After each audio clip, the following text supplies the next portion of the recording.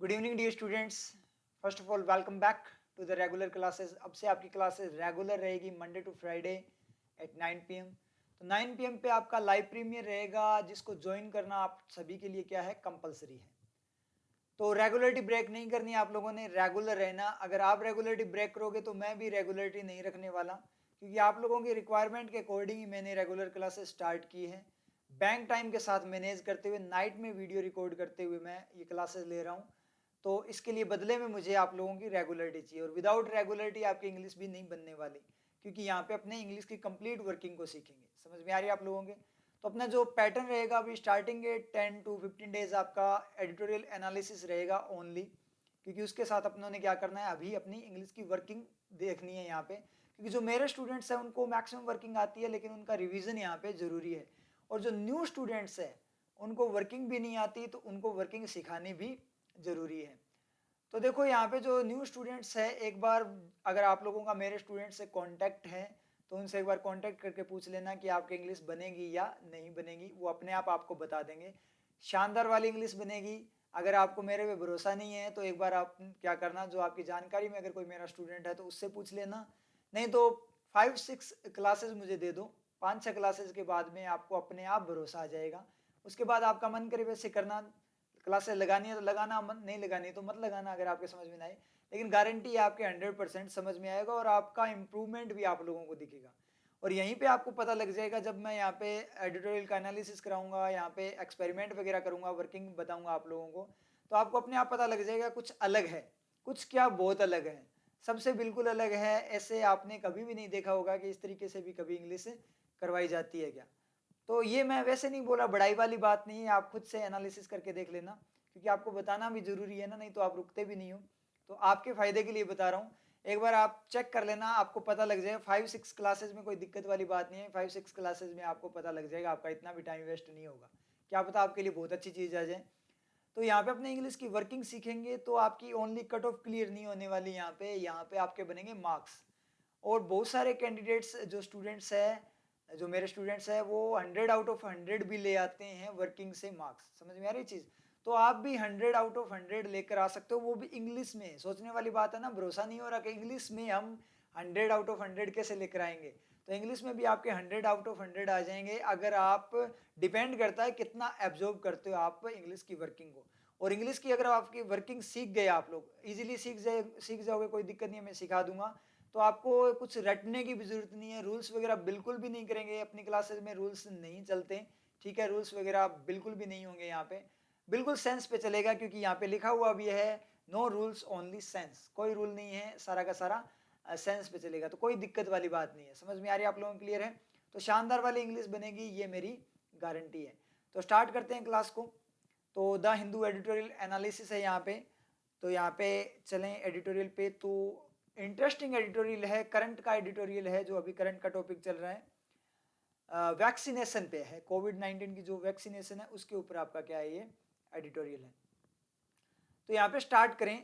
एक काम और करना आप लोग, जो अपने आपके पास नोटबुक रखना, एक कंपलसरी है नोटबुक रखना, क्योंकि यहाँ पे मैं आपको इंपॉर्टेंट पॉइंट्स नोट करवाऊंगा वर्किंग की। तो यहाँ से आपके नोट्स बनेंगे, उन्हीं नोट्स को आपने बार बार रिवाइज करना है।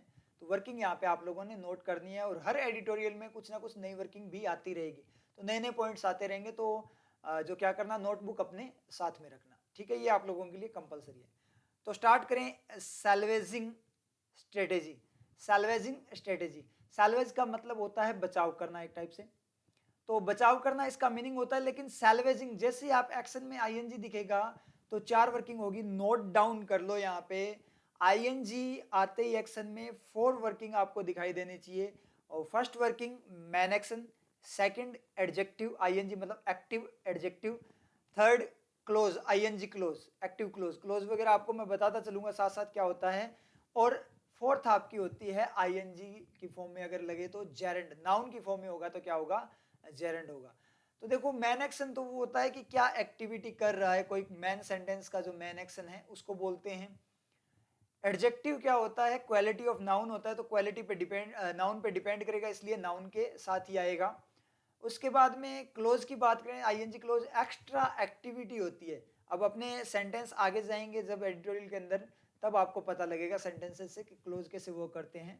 तो जो एक्स्ट्रा एक्टिविटी है किसी भी मतलब कोई एक्शन करते हुए उसके साथ में कोई एक्शन करते हुए अपने कोई चीज़ कर रहे हैं तो उसको बोलते हैं अपने क्या एक्स्ट्रा एक्टिविटी, वो आपका क्लोज होता है। और जेरेंड क्या होता है, नाउन होता है, मतलब कोई चीज़ की फॉर्म में ट्रीट करे तो वो आपकी नाउन होती है। धीरे धीरे आपके समझ में आएगा।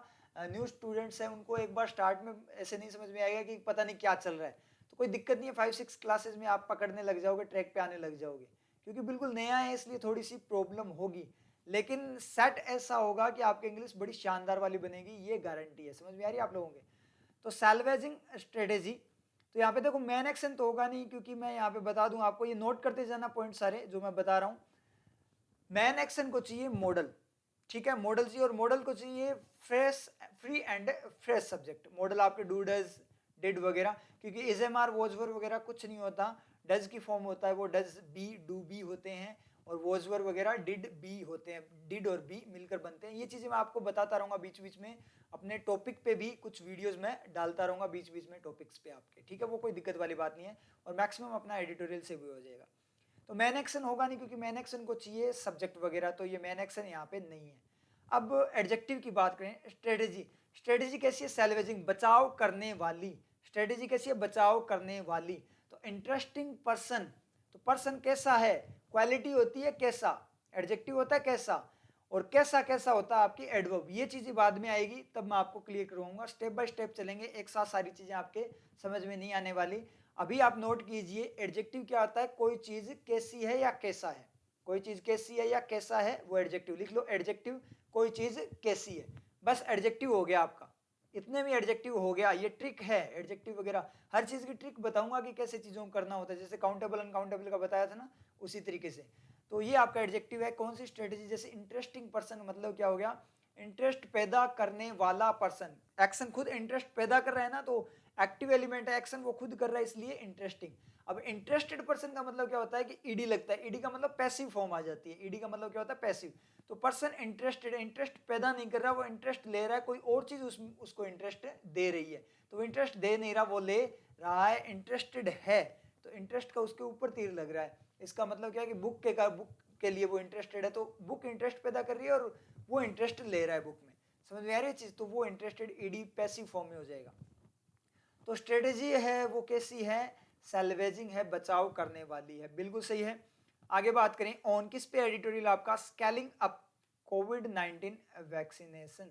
जो कोविड-19 वैक्सीनेशन है, जो दवाई वगैरह जो ली जा रही है, जो टीका वगैरह की लगाया जाए, टीकाकरण वगैरह है, उसकी स्केलिंग अप, स्केल अप का मतलब बढ़ाना, बढ़ावे पे है, ऑन पर। तो यहाँ स्केलिंग अप की अपने बात करें तो 4 आपको वर्किंग दिखेगी, 4 मैन एक्शन होगा नहीं, क्योंकि ऑन, ऑन तो वैसे ही दीवार बना देगा, उसके बाद में एक्शन आपका सर्वाइव करेगा ही नहीं, स्टेबिलिटी नहीं है।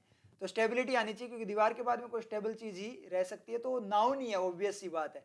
क्लोज होगा नहीं, क्योंकि क्लोज के लिए अपने को कोई पर्सन भी चाहिए ना, कोई चीज चाहिए ना, जो जिसका एक्स्ट्रा एक्शन हो, तो यहाँ तो कोई है ही नहीं। क्योंकि स्केलअप कोविड-19 वैक्सीनेशन, स्केलअप का डायरेक्ट तीर लग रहा है किस पे, वैक्सीनेशन पे। समझ में आया? स्केलअप का डायरेक्ट वैक्सीनेशन पे तीर लग रहा है, तो इसका मतलब ये एक्शन की फॉर्म में है। और क्लोज तब होता जब क्या होता, कोई और होता, कोई और सेंटेंस होता और उसका एक्स्ट्रा एक्शन होता, तो कोई चीज है ही नहीं जिसका एक्स्ट्रा एक्शन हो।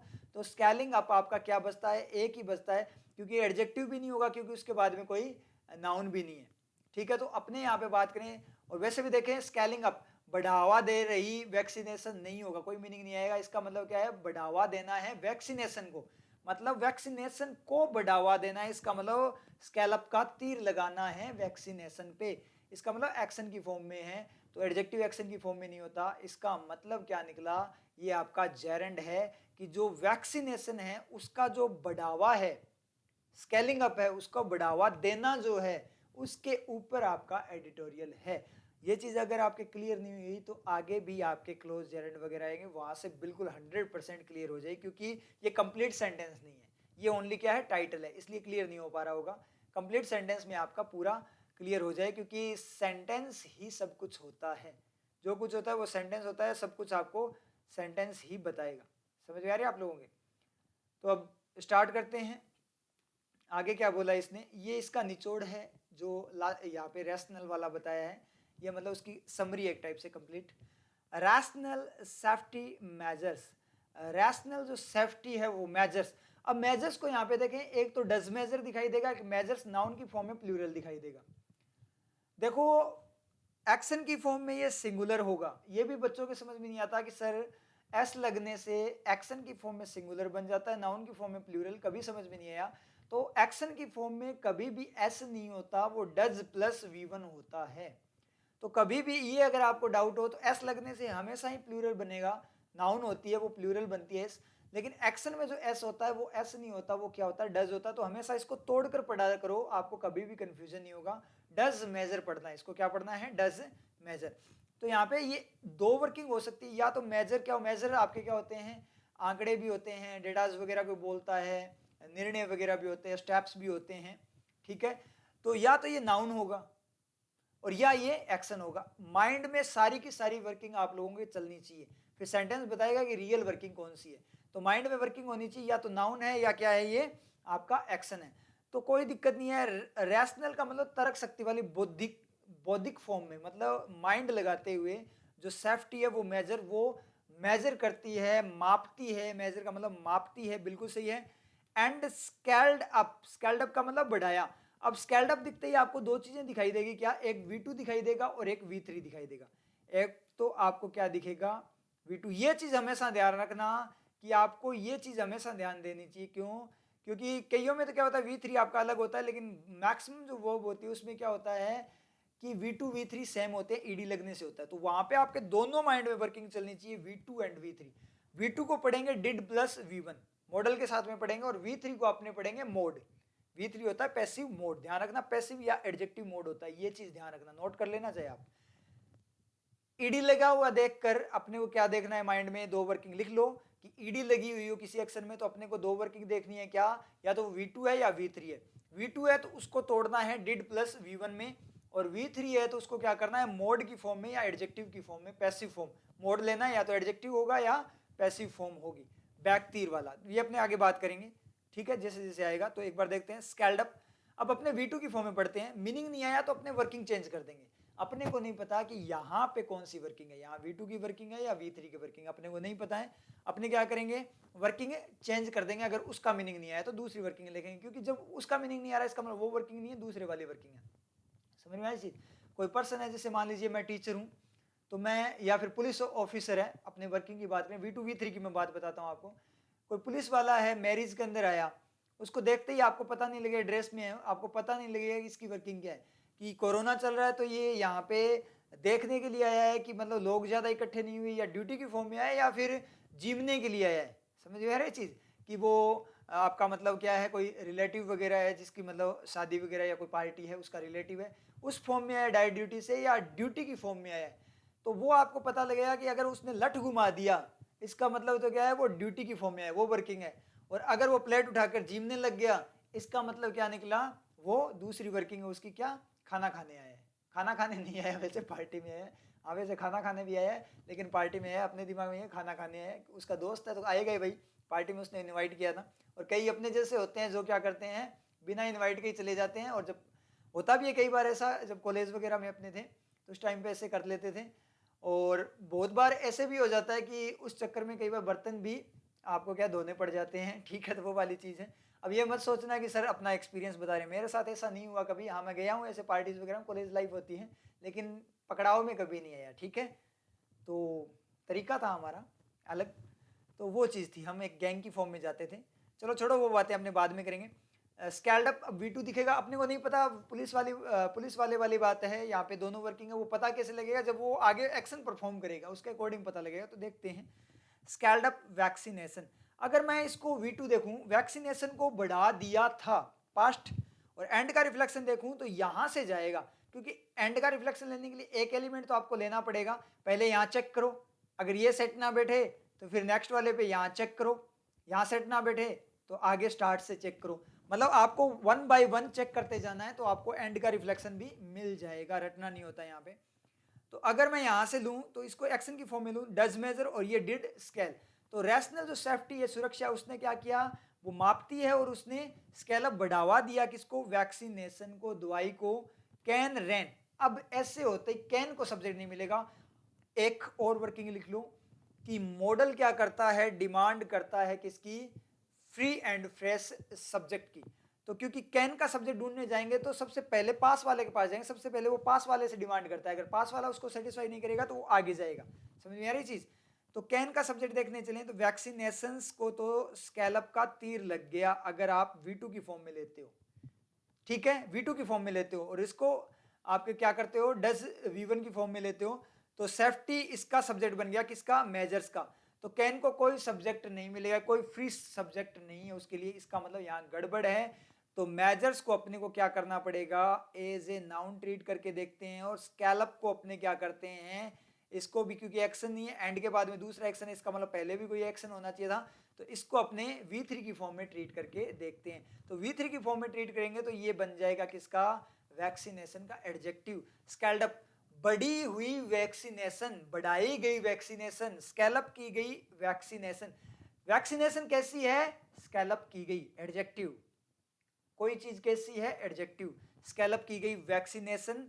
और सेफ्टी मेजर्स, ये दोनों जो चीजें हैं, रैशनल सेफ्टी मेजर्स, वो सेफ्टी के तरीके, तौर तरीके हैं सेफ्टी अपनाने के, ठीक है, स्टेप्स हैं। और बढ़ाई गई जो वैक्सीनेशन है, वो दोनों चीजें क्या कर सकती है, कैन रैन इन, रैन का मतलब लगाम, ठीक है, इन, रैन इन का मतलब लगाम लगाना, किसमें, कोविड-19 में, मतलब कोविड-19 को रोकने में क्या कर सकती है, मदद कर सकती है, कैन रैन इन, उसके लगाम लगा सकती है, उसको रोक सकती है। तो कैन का सब्जेक्ट हो गया rational safety measures and scaled up vaccination. तो वैक्सीनेशन और मेजर्स दोनों इसके सब्जेक्ट हो, क्लियर हुआ आप लोगों के। तो इस तरीके से आपको एडिटोरियल का एनालिसिस करना है, खुद से भी एक्सपेरिमेंट करना है, हर एक एलिमेंट को आपने चेक करना है, हर एक एलिमेंट को कि क्या वर्किंग है। अब आप बोलोगे सर इतना टाइम वेस्ट करेंगे, फिर तो एग्जाम में तो एक पैराग्राफ पढ़ने में टाइम निकल जाएगा, क्वेश्चन ही नहीं होंगे। तो एग्जाम में ऐसे नहीं करना, वहां स्पीड दिखानी है, यहां अपने इंग्लिश सीख रहे हैं एडिटोरियल से, समझ में आई चीज। क्योंकि अगर आप द हिंदू से इंग्लिश सीखोगे तो आपकी इंग्लिश बहुत शानदार वाली इंग्लिश बनेगी, वर्किंग क्लियर होगी, क्योंकि यही चीज न्यूज़पेपर ही फॉलो होता है आजकल एग्जाम में, और रियल इंग्लिश बताता है ये, समझ में आ रही चीज। रूल्स वगैरह इसमें अप्लाई नहीं होते, समझ में आ रही है आप लोगों के। तो ये चीज आप लोगों ने करनी है, इसी तरीके से आपको एक्सपेरिमेंट करना है, न्यूज़पेपर पे शानदार वाली इंग्लिश बनानी है। तो लेकिन अगर आप ऐसे करोगे तो स्पीड आपकी अपने आप बन जाएगी, जब एग्जाम में जाओगे तो वहां पे आपको जो पैराग्राफ होता है उसमें आपको ग्रामेटिकल नहीं देखना होता, उसमें स्पीड में आपको मीनिंग लेना होता है, समझ में आ रही चीज। तो वो अपने आप स्पीड बन जाएगी, टेंशन मत लो, अपने यहाँ पे इंग्लिश तैयार कर रहे हैं, इंग्लिश एक बार तैयार तो होने दो, वर्किंग वगैरह, फिर कभी दिक्कत नहीं आएगी। तो स्टार्ट करते हैं कंप्लीट एडिटोरियल को अब। तो शुरू करें, India's aggressive second wave, India की क्या एग्रेसिव, आक्रामक सेकंड वेव, दूसरी लहर। माइंड में पिक्चर बनाते हुए चलना, माइंड में पिक्चर बनाते हुए क्या दिखा, भारत की क्या दिखाई दी, माइंड में पिक्चर बनाना, आप आंख बंद करके भी बना सकते हो। भारत की एग्रेसिव आक्रामक सेकंड दूसरी वेव दिखाई दी, क्या दिखाई दी, दूसरी वेव दिखाई दी, दूसरी लहर दिखाई दी।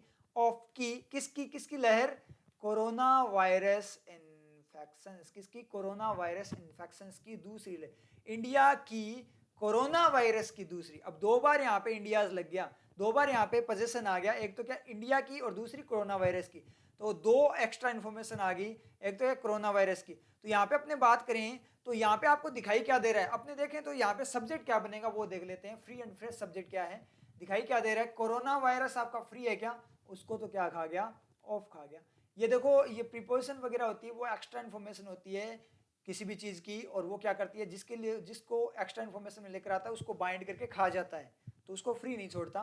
तो कोरोना वायरस की सेकेंड वेव, अब यहाँ पे क्या दिखा, इंडिया की जो एग्रेसिव कोरोना वायरस की दूसरी लहर, तो कौन दिखाई दे रहा है, लहर चलती हुई दिखाई, ना तो इंडिया दिखाई दे रहा है ना कोरोना वायरस।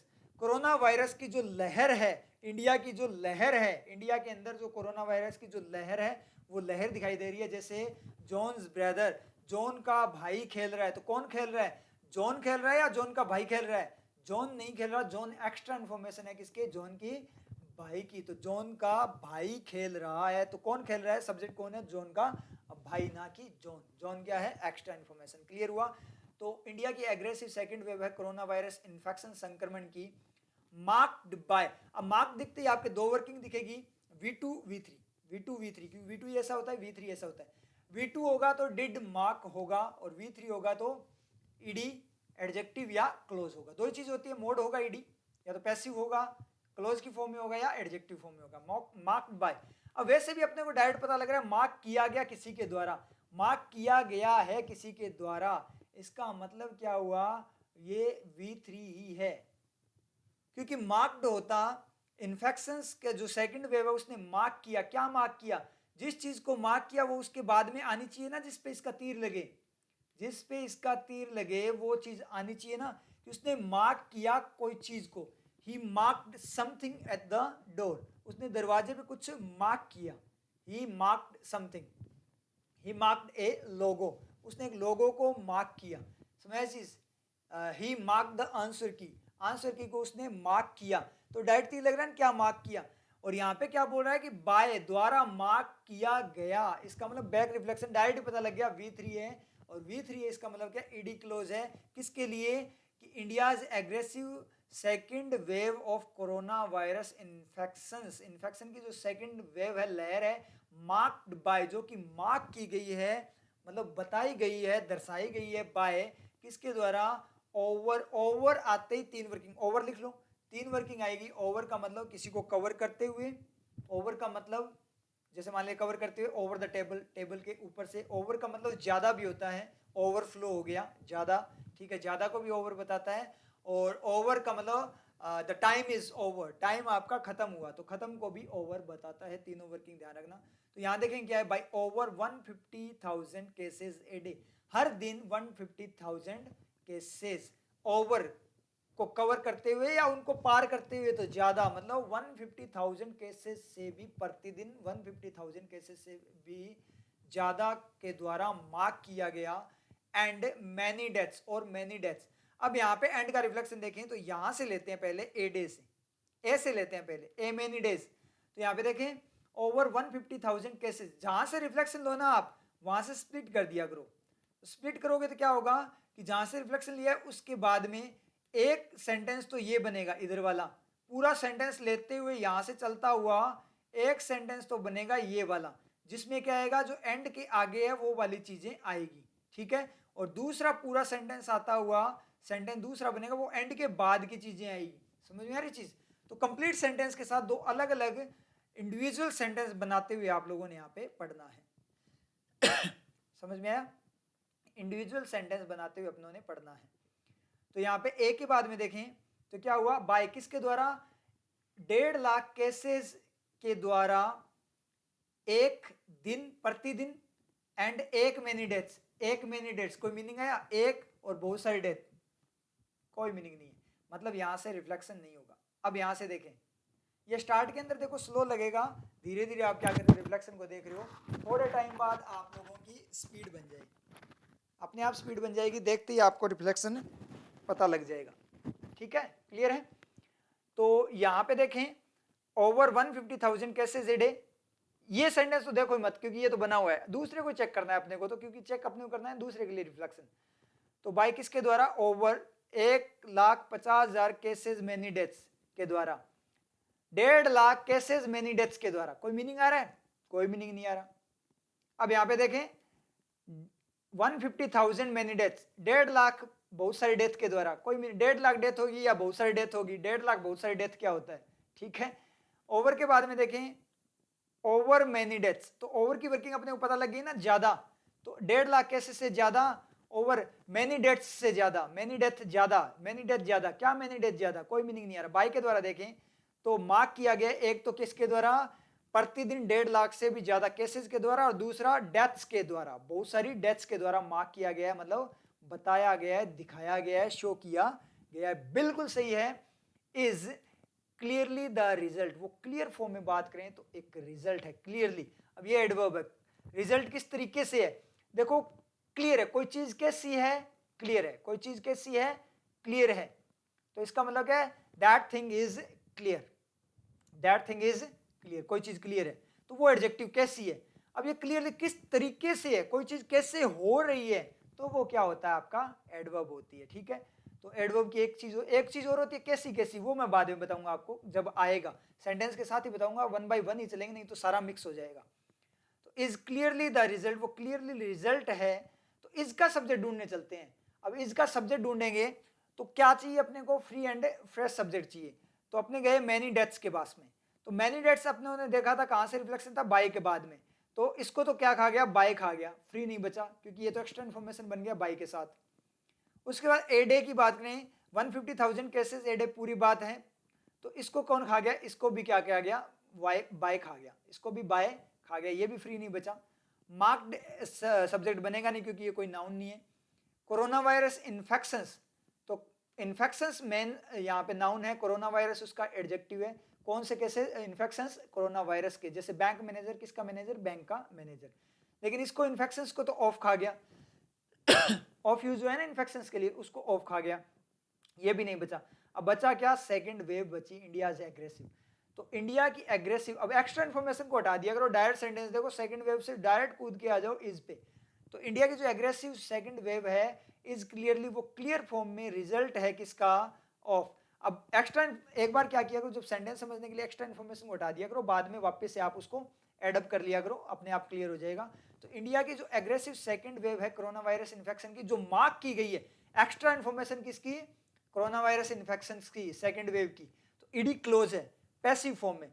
तो मतलब क्या होता है, सेकंड वेव अगर मार्क करने वाली होती तो मार्किंग आता आईएनजी क्लोज की फॉर्म में, लेकिन ये तो मार्क की गई है तो ईडी क्लोज है। तो ईडी क्लोज आईएनजी क्लोज क्या होता है, एक्स्ट्रा आपके क्या होते हैं, इंफॉर्मेशन होती है एक्शन की फॉर्म में, तो उसको अपने क्लोज की फॉर्म में डायरेक्ट यूज करते हैं। ऐसे भी लिख सकते हैं that is marked, second wave that is marked, तो वो सेंटेंस फॉर्म में चला जाता है। एक्स्ट्रा इन्फॉर्मेशन डायरेक्ट भी यूज कर सकते हो मार्क, तो ये क्लोज यूज होते हैं, आजकल क्लोज ही यूज होते हैं। अगर आपको क्लोज नहीं आते तो आप एग्जाम फाइट नहीं कर सकते, ये गारंटी है, ठीक है। तो is clearly the result of, वो रिजल्ट है ऑफ इरेशनल, इरेशनल का मतलब अबौद्धिक तरीके से, विवेकाहीन मतलब विवेक न हो, मतलब सोच समझ कर ना किया गया।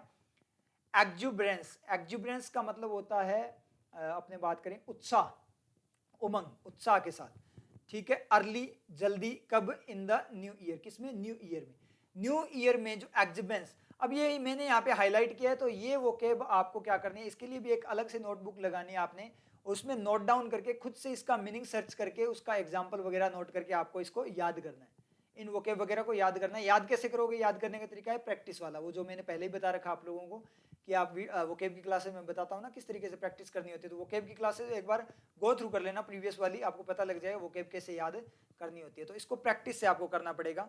तो एक्जुबरेंस, तो is clearly the result of irrational exuberance, जो उमंग थी मतलब उत्साह था, लोगों में उत्साह आया था, किस टाइप का, अबौद्धिक मतलब बेवकूफ़ी वाला उत्साह न्यू ईयर में, तो उसका एक रिजल्ट है क्लियर फॉर्म में, क्लियर तरीके से एक रिजल्ट है उसका। तो बिल्कुल सही है कि जो सेकंड वेव आई है जिसको इन चीज़ों के द्वारा मार्क किया गया है, वो रिजल्ट है किसका, कि लोगों ने ध्यान नहीं दिया, कुछ ज़्यादा ही खुश हो गए, कोरोना गया, इस तरीके से समझ में आया। आगे बढ़े नेक्स्ट सेंटेंस में, तो फर्स्ट वाला पैराग्राफ अपने चलेंगे तो वो क्या करेंगे, अपने बिल्कुल स्लो वे में करेंगे, और उसके बाद में अपने क्या करेंगे, थोड़ी स्पीड पकड़ते चलेंगे नेक्स्ट पैराग्राफ्स के अंदर।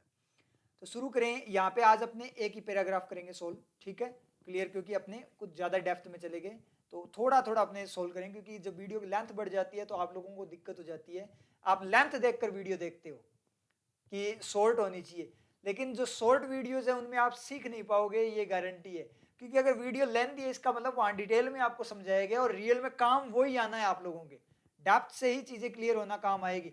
आप लोगों ने इतने टाइम तक स्पीड में किया, क्या सीख लिया, कुछ नहीं सीखा ना, तो थोड़ा टाइम दे दो, कि अगर यहाँ पे अगर आप थोड़ा टाइम देते हो तो क्या पता बाद में आपको टाइम इतना देना ही ना पड़े, आप इतने स्ट्रॉन्ग बन जाओ उस सब्जेक्ट के अंदर, सोचने वाली बात है ना।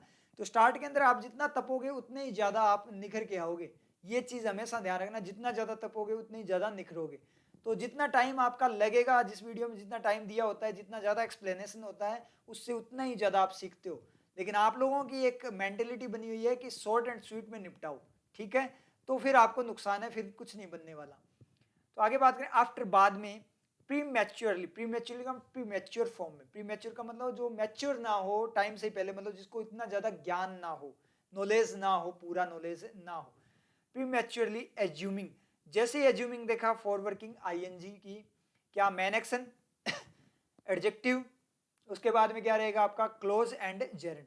अब यहाँ पे अपने देखें मैन एक्शन होगा नहीं, क्योंकि मैन एक्शन के लिए मॉडल वगैरह चाहिए जो कि इसके पास है नहीं, एडजेक्टिव होगा नहीं क्योंकि इसके बाद में कोई नाउन नहीं है, दैट वगैरह लगा, दैट लगा हुआ है, इसका मतलब कोई नाउन नहीं है, दैट ने उसको क्या कर दिया, स्प्लिट कर दिया। अगर नाउन भी होगा तो उसको भी वह की तरह, अब दैट दिखते ही आपको 3 वर्किंग दिखनी चाहिए, नोट कर लेना कि जो वह। अगर डेफिनेशन दे रहा है या कनेक्शन दे रहा है, कनेक्ट कर रहा है सेंटेंस वगैरह को, तो क्या है की तरह वर्क करेगा। और इंडिकेशन दे रहा है कि वह की फॉर्म में, तो वह की फॉर्म में वर्क करेगा। और अगर अपने बात करें सब्जेक्ट बन रहा है किसी का, मतलब अपने प्रोनाउन की फॉर्म में, तो क्या बनेगा आपका, रिलेटिव प्रोनाउन की फॉर्म में, तो आपका जो की तरह वर्क करेगा, तो उसके लिए सब्जेक्ट बनेगा वो किसी का। तो यहाँ पे आफ्टर प्रीमेच्योरली फॉर्म में एज्यूमिंग, एज्यूम करते हुए। अब यहाँ पे देखो एडजेक्टिव नहीं था क्योंकि उसके बाद में नाउन नहीं है, एडजेक्टिव को डायरेक्ट बाद में नाउन चाहिए जिस पे वो डिपेंड हो। मैन एक्शन है नहीं क्योंकि इसके पास में कोई मॉडल वगैरह नहीं है। तो यहाँ पे बचती है दो ही चीजें, या तो क्या है आपका ये क्लोज है या आपका जेरेंड है। जेरेंड है इसका मतलब नाउन बनेगा, नाउन बनेगा इसका मतलब वो फ्री नहीं रह सकता, उसको क्या करना पड़ेगा, क्योंकि आपको एक चीज मैं बता दूं, कोई भी चीज है वो फ्री नहीं रहेगी, उसको सेटिस्फाई करना जरूरी होता है किसी ना किसी चीज से, अकेला नहीं छोड़ सकते आप। या तो उसको एक्स्ट्रा इन्फॉर्मेशन में बाइंड करो, या उसको सब्जेक्ट वगैरह दो, या पीछे से तीर लगाओ उसके कोई एक्शन का, तभी वो क्या होगा, ऑब्जेक्ट की फॉर्म में ट्रीट करो उसको तीर लगाकर, या फिर सब्जेक्ट की फॉर्म में ट्रीट करो सेंटेंस देकर, या फिर एक्स्ट्रा इन्फॉर्मेशन में बाइंड करो प्रीपोजिशन वगैरह लगाकर। तो अगर यहाँ पे ये नाउन जेरेंड होगा तो ये अभी पीछे से इस पे कोई तीर नहीं लगा हुआ, और ना ही इसको एक्स्ट्रा इन्फॉर्मेशन से बाइंड किया गया है, इसका मतलब जेरेंड होगा तो इसे आगे चाहिए सेंटेंस, और क्लोज होगा तो ये होगा एक्टिविटी की फॉर्म में एक्स्ट्रा इन्फॉर्मेशन। तो क्लोज को कैसे पढ़ते हैं, एज्यूम करते हुए, मानते हुए, सोचते हुए, समझते हुए। एज्यूमिंग का मतलब मानना, अगर जेरेंड की फॉर्म में करो तो मानना, प्रीमेच्योर फॉर्म में मानना। अब मान किस तरीके से रहे, प्रीमेच्योर तरीके से मान रहे हैं, एक्शन कैसे कर रहे हैं, तो एडवर्ब आएगी, प्रीमेच्योरली आपकी एडवर्ब है। तो आफ्टर प्रीमेच्योरली एज्यूमिंग, प्रीमेच्योर तरीके से, एक नौ सीखिए बंदे की तरह, मतलब क्या करते हुए, उसकी तरह एज्यूम करते हुए, या एज्यूम करना कि मतलब इस चीज को मानना ऐसा था, मानना कैसा था, ऐसा था, तो सब्जेक्ट बन रहा है तो आपका क्या रहेगा, नाउन जेरेंड रहेगा। और ऐसा मानते हुए किसी ने ऐसा किया तो आपका क्या रहेगा, क्लोज रहेगा। अपने को नहीं पता, आगे वर्किंग पता लगेगी सेंटेंस ही। दैट की अपने वर्किंग देखेंगे, जो वह की, दैट कोविड-19 वॉज वर्चुअली ओवर। अब यहां से नया सेंटेंस स्टार्ट हो गया, कोविड-19 was virtually over, virtual form में, वर्चुअल का मतलब रियल नहीं होता, काल्पनिक बोल सकते हो आप, वो फैक्ट की फॉर्म में नहीं होता, वर्चुअली ओवर। अब ओवर की वर्किंग यहां समाप्त है कि कोविड-19 खत्म हो चुका था, कोविड-19 ओवर हो गया था।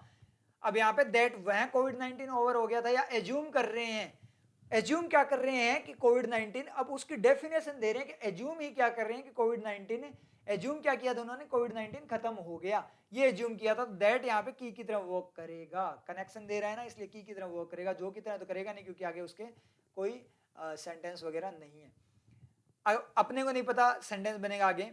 तो इस वॉज का सब्जेक्ट देखें तो पास में जाए तो कोविड-19 ऑलरेडी इसका सब्जेक्ट है, तो एज्यूमिंग को कोई सब्जेक्ट नहीं बना ये इसका वॉज वगैरह का, तो ये अभी अपने क्लियर नहीं है कि ये जेरेंट है।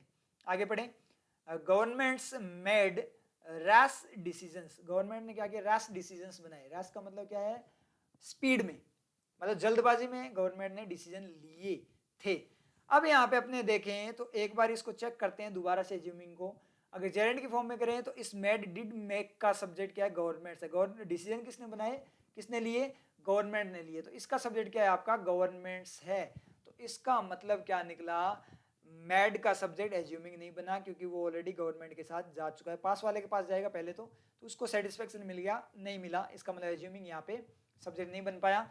एक बार अपने क्लोज की फॉर्म में देखें, किसका क्लोज, किसका एक्सट्रैक्शन, गवर्नमेंट का, क्या कि आफ्टर प्रीमेच्योरली एज्यूमिंग, मतलब प्रीमेच्योर तरीके से एज्यूम करते हुए, एज्यूमिंग के बाद, एज्यूम करने के बाद, मतलब गवर्नमेंट ने एज्यूमिंग, गवर्नमेंट एज्यूम कर रही थी किस तरीके से, प्रीमेच्योर तरीके से एज्यूम कर रही थी, उसके बाद गवर्नमेंट ने क्या किए, रैश डिसीजंस क्या किए, तैयार किए, बनाए, मतलब उसने जल्दबाजी में डिसीजन लिए किसके, उस एज्यूमिंग के बाद।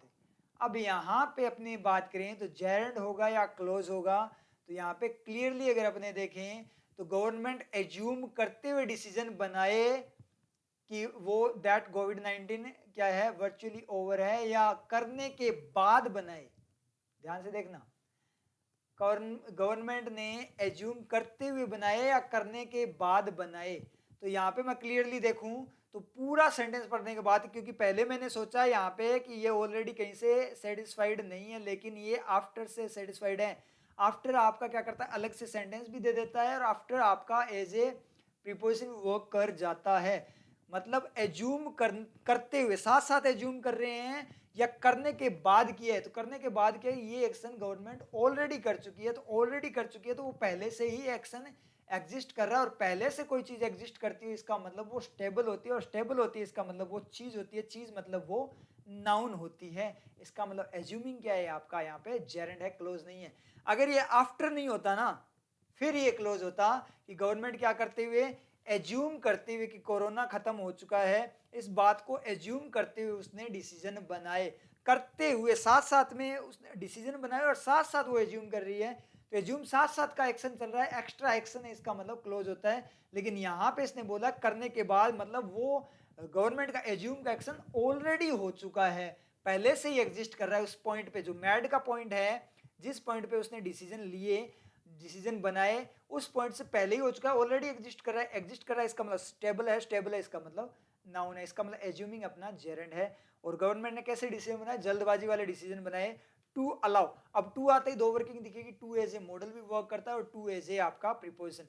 मॉडल वर्क करेगा, इसका मतलब तो क्या है, मॉडल की फॉर्म में वर्क करे तो इसका मतलब वो एक्शन को कनेक्ट करेगा। कनेक्शन मॉडल होता है, वो कनेक्शन का मॉडल होता है, ठीक है, जो एक्शन को कनेक्ट करता है या पर्पस वगैरह को बताता है, ठीक है। और एज ए प्रीपोजिशन वर्क करे तो वो डायरेक्शन बताएगा, तो उसके बाद में कोई चीज आनी चाहिए। तो यहाँ से जो कॉन्सेप्ट आता है वो आता है आपका 2+V1 वर्सेज 2+ वर्ब ING। कई बार 2 के बाद में वर्ब की ING भी आ जाती है ना, अपने माइंड में रहता है एक रटा हुआ रूल क्या है, 2 के बाद में V1 आएगा, और डायरेक्ट देखते ही आप क्या करते हो, 2 के बाद में V1 आएगा, ऐसा देखते ही आप डायरेक्ट क्या कर देते हो, उसको वहां पे क्या कर देते हो, सही कर देते हो। समझ में आ रही चीज, मतलब उसको गलत कर देते हो कि अगर 2 के बाद में ING आ गया तो गलत कर दोगे, 2 के बाद V1 आएगा, ठीक है। और 2 के बाद V1 आया तो सही कर देना, आप बिल्कुल सही है। तो जरूरी नहीं है, आपको चेक करना होगा कि 2 के बाद में वर्ब की ING आएगी या 2 के बाद में V1 आएगा। तो इस टॉपिक पे भी मैं एक वीडियो बना दूंगा, टेंशन लेने की कोई जरूरत नहीं है। और कभी 2 के बाद में ING आएगा, इसके पैराग्राफ के अंदर भी आएगा, तो आपके एडिटोरियल वगैरह में, तो वहां पे भी मैं आप लोगों को बता दूंगा, ठीक है। टू अलाउ क्या करने के लिए, अलाउ करने के लिए, to allow large religious gatherings. किसको, लार्ज रिलीजियस गैदरिंग्स को। तो उसने क्या बोला, रेस्ट डिसीजंस बनाए to allow large religious gatherings, जो लार्ज है, बड़ी रिलीजियस गैदरिंग्स को अलाउ करने के लिए डिसीजन बनाए थे।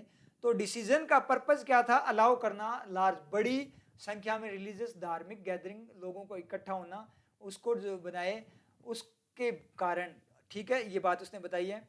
एंड मतलब क्या है, आफ्टर उसने एज्यूम किया था पहले कि मतलब कोविड-19 आपका क्या हो गया, ओवर हो गया, तो गवर्नमेंट ने क्या किया, ऐसे डिसीजन बनाए, क्या डिसीजन बनाए, कल अलाउ करने के लिए एक अनुमति दे दी कि लोग इकट्ठे हो सकते हैं। एंड पॉलिटिकल कैंपेन्स, और क्या है, पॉलिटिकल कैंपेन्स को भी उसने क्या किया, अलाउ किया। पॉलिटिकल वे में आप अभी भी चल रहा है, वैसे चुनाव है तो वहाँ कोरोना नहीं है, ठीक है, वो चल रहा है अभी।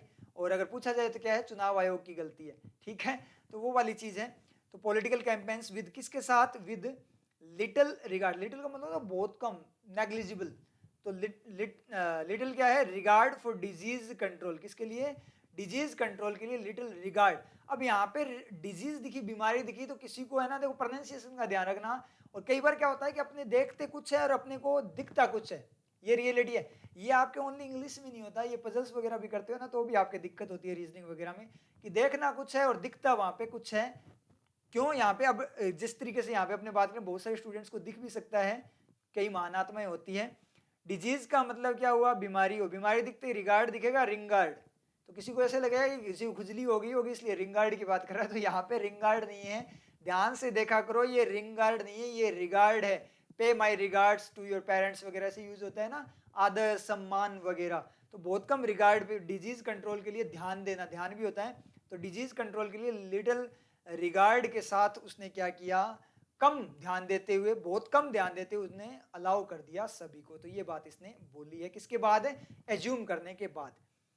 उसके बाद में बात करें द लैप्स, लैप्स का मतलब जो एंडिंग, समाप्ति वगैरह है, ठीक है। इज नाउ, वो क्या है, इज नाउ वो है अब, थ्रेटनिंग या भूल, यहाँ पे भूल भी है।